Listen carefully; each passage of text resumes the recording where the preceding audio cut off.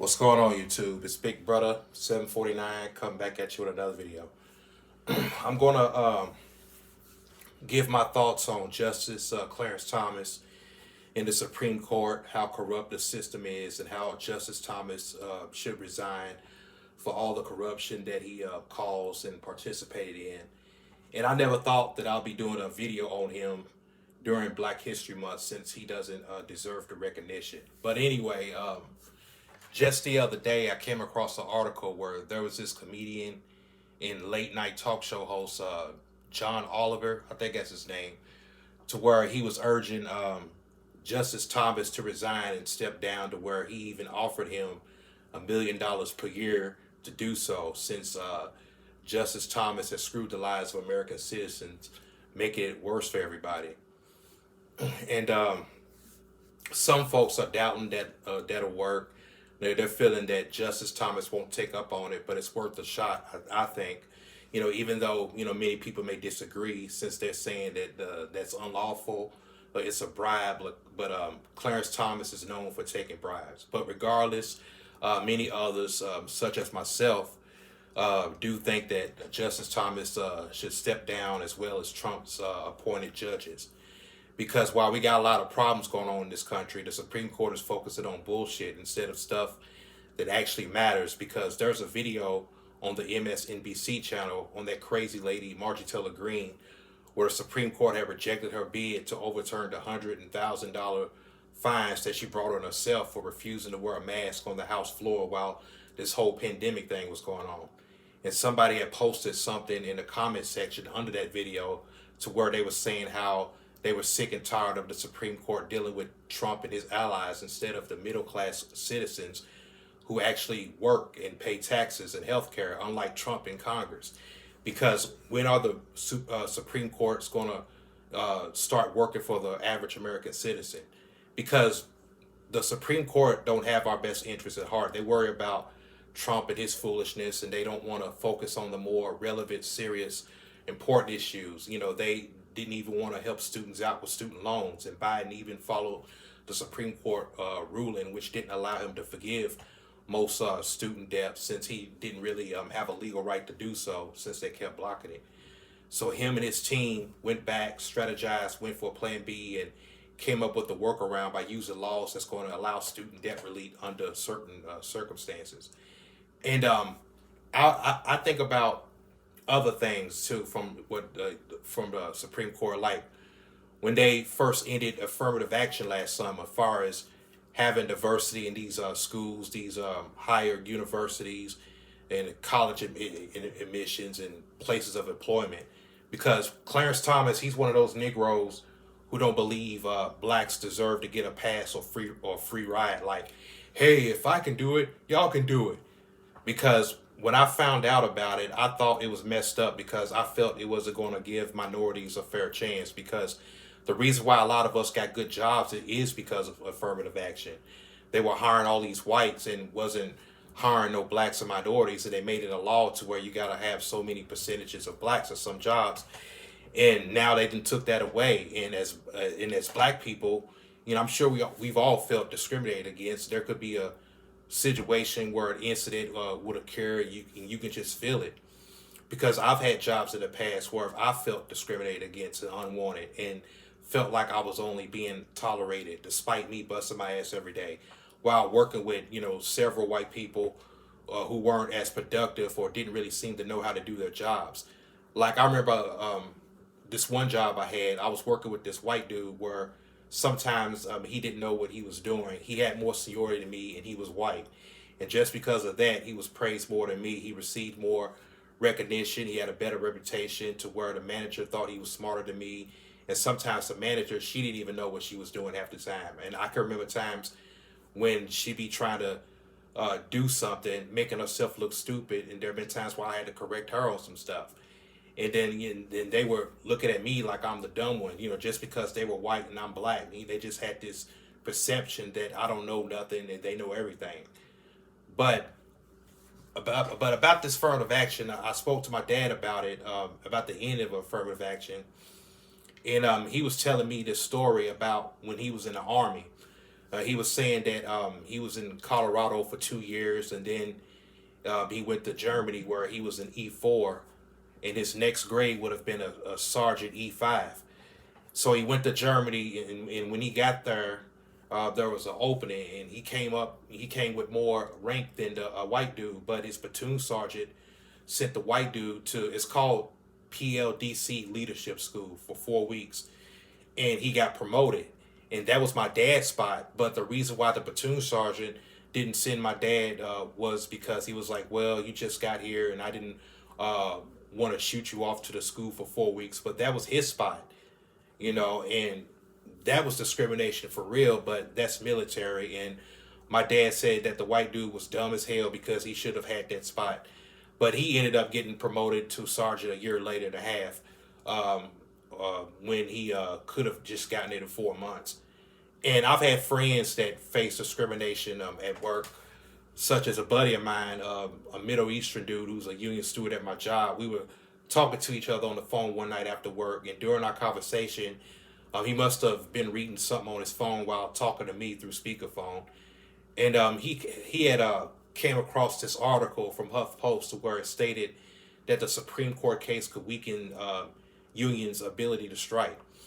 And he's telling me about it, and he's like, "What's that black justice name? What's his name?" And I say, "You talking about Clarence Thomas?" And he's like, "Yeah, he's the one that's trying to fucking take the rights away from people to strike." And though that bothered me, at the same time it didn't, because I knew that the Supreme Court wasn't done fighting, because they had just taken Roe v. Wade, and I knew that that was just the tip of the iceberg. And he was reading the article to me out loud, and that just changed the whole feel and vibe of our conversation. He got quieter, and he was like, "Oh, that's not good, man. The Supreme Court is coming to weaken the union. That's fucking bullshit." And I'm agreeing with him, like, yeah, that's fucking sad. And then there was a long silence, and he was real quiet about it, and he was hurt. And then he was like, "This is what happens when you vote Republican. This is what happened when people vote against their best interests." And I mean, I could just hear it in his voice that he was hurt and pissed off about it. And then he was feeling discouraged and asked me, should he remember to vote in November? And I kept telling him to vote. And I'm trying to encourage him. I'm like, yeah, everybody's got to vote, man. Everybody's got to vote. Then he started cussing, saying all kinds of stuff that could have been, considered racist and hateful. And I was like, hey, you got to watch what you say at work. You got to be careful not to talk about politics around people at work, because they will get offended. And then he got upset and went off. "I could care less. They can get fucking offended all day long. I could care less. Let them get offended. Their feelings are not important in our country. I don't give a fuck if they get offended. Their feelings are not important, any more important than our rights." And then he was like, "I've been in this country for 18 years, and I'm already sick and tired of this politics here. Not the country, not the people, but the politics." And he was talking about how he was going to get on Facebook and encourage people to vote for Workers' Party Democrat. Because he was like, "Oh, that's fucked up. Because if they cut the union and say goodbye to your benefits or your good money or your better health care, they're going to take your benefits away and give it to the corporation. That's fucked up. That's fucking bullshit." And I'm like, yeah, that's sad though, for real. That's not good. And then he went on, "I fucking hate the Republican Party. They're against everything." Because like I said, the Republican Party, it just came after Roe v. Wade, and now they were coming, for the union. And that phone conversation ended with him going to bed stressed out and upset. And it was all because of the U.S. Supreme Court, and I've seen how it affected people such as him, which is why, we need to start calling out Clarence Thomas and the corruption of the U.S. Supreme Court. Because ever since he first came in, since day one, I knew Clarence Thomas was a threat to this country. He's corrupt to the core, and he wasn't even a good choice to begin with, because even before he became a Supreme Court justice, when he was still a nominee, he had a sexual harassment allegation against him and stuff like that. And when it comes to stuff like that, we can't say for sure or know for sure if him or Anita Hill was telling the truth. But he did his testimony. He was cleared to serve as a U.S. Supreme Court justice still. And he could probably, relate to that white female clerk that was accused of writing "I hate black people" and other racist shit. And he still ended up hiring her. And stuff like that just makes you wonder, was that, really confirming his true beliefs? It makes you question his loyalty, hiring her. But I think about stuff like that because he done a lot of corruption over the years. It makes you think and wonder why black people like him vote for racism against their own best interests, and it's sad that our own people trying to screw us over, and it's an insult and a disgrace because that party don't speak for black people and minorities. We got black politicians who are against the union and who's all for the Republican Party. They want to enrich themselves, fatten their pockets, and support corruption, and that ain't right at all. And even that man he called his wife, Jenny Thomas, plays a role and is a big influence in his corruption. She's also a danger and a threat to this country as well because she's a right wing cult member and she's a Trump supporter and she was involved in the whole January 6th conspiracy and she helped plan that insurrection. And Clarence Thomas, he wanted to ban interracial marriage, but isn't his wife white? I didn't get that. Not to mention, a lot of these black Republicans got white spouses, and Mitch McConnell's wife is Japanese. But for whatever reason, the Supreme Court wanted to ban it, and that's just racist, white supremacist type of shit. And this is the black Supreme Court justice doing that. And really, I think it's to appease to all the racist folks in America. They want to ban it because you got a lot of prejudiced people whose kids done marry black and Mexican folks. So they got mixed grandkids now and they don't like it. And it's sad because the Supreme Court want to take us back in time. We're supposed to be moving forward. Why are you taking the country backwards? I mean, yeah, we could argue about the Constitution, but see, the rulings won't work in today's generation where there's more American citizens who's more free and liberated and open-minded. And I mean, the Supreme Court just have a problem with middle-class citizens. They want this country to be like Russia and the Middle East, where women won't have no rights, so they would have to leave the workforce and go back to being housewives, and blacks and minorities would also lose their rights, where they would have to work minimal labor jobs for minimum pay, and the LGBTQ community will have to live in fear of being persecuted since gay marriage was next on the list. And they're coming for everything else too. They don't care who you are. They're coming after you. They don't want nobody to have no rights. And this is what John Oliver was talking about. And I believe that offer he made to Justice Thomas was necessary since, like I said, it's been known that Thomas already take bribes. And I don't think it's nothing criminal about bribing him to step down.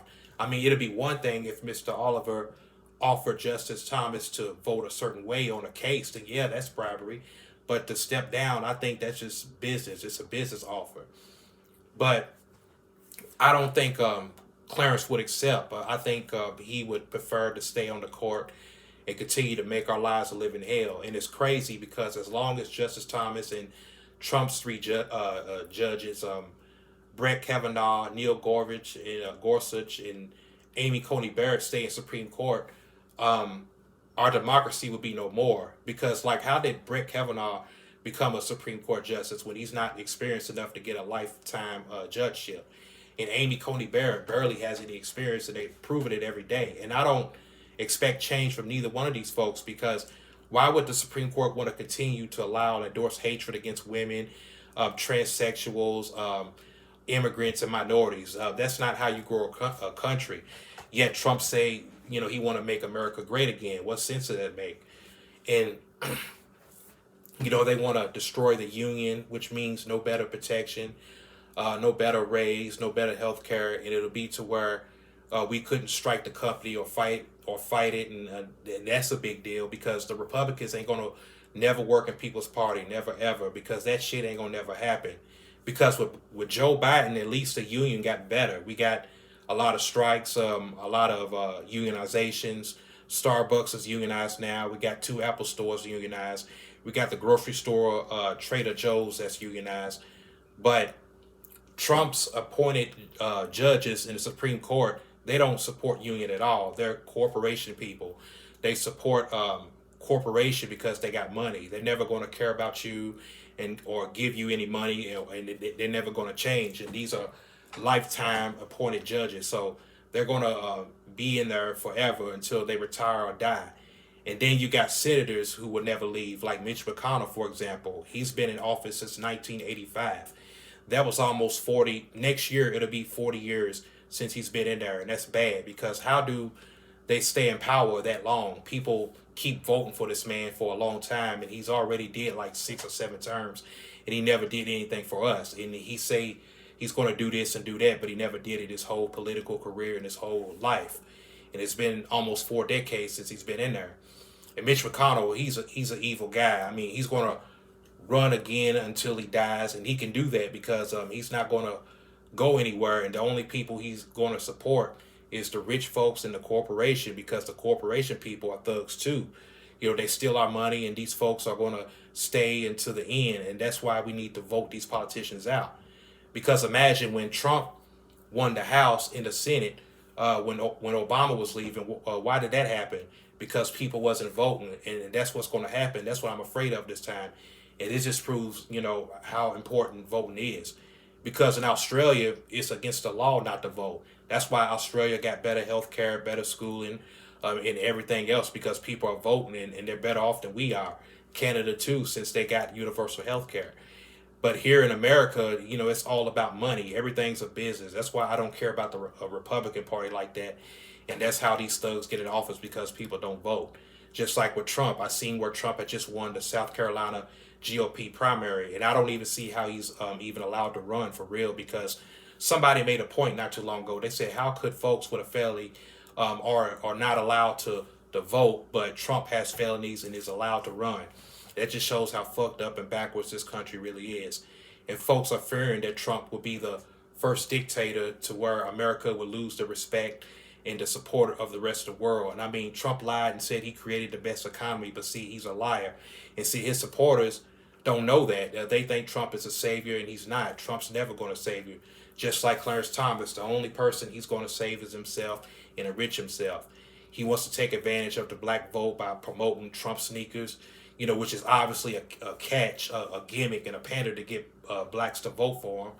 And he's being condemned right now for what he said at the Black Conservative Federation annual gala in South Carolina. He was trying to tell folks that his legal troubles make black people support him more, since, you know, they face racial discrimination, and how they can relate to Trump, and how blacks embrace his mugshot, and that he knows black people because they built his buildings. And the NAACP was offended by that. Yet, you know, black conservatives wanted to say that Trump's not racist when he's the most openly racist president ever. But Trump don't give a shit about you. He don't care who you are. He really don't care about his supporters either, to be frank. They think Trump might be for them, but they're wrong. You know, he doesn't even care about his own party or race. And Trump's going to make America great again. Give me a freaking break. But see, that's why we got to fight back and keep the Supreme Court from taking our rights away, because we can't allow them to continue to do that. Because, you know, we all are going to be in deep trouble if we don't fight back. They want us to bend over and take it up the rear, and I refuse to bend over and take up the rear. I choose to fight, because either the Supreme Court going to be in control, or we going to be in control. Because the Republicans don't want nobody to win. They want Trump to win. And Justice Thomas ain't going to leave. We can bribe him all we want, but he's already been taking bribes for all these years. He's corrupted and everything. But really, you know, Chief Roberts is to blame for not calling him out, or bringing it to light and putting a stop to it. And though Clarence Thomas may not step down, at least we can still vote this November for Biden, because if Biden wins again and the Democrats take back the House, then he could add 4 more justices in the Supreme Court who's more prominent and important than these corrupted Republican judges. And that's just how it is. But that's all I want to say, folks. This is Big Brother 749 signing out. I'm out. Peace.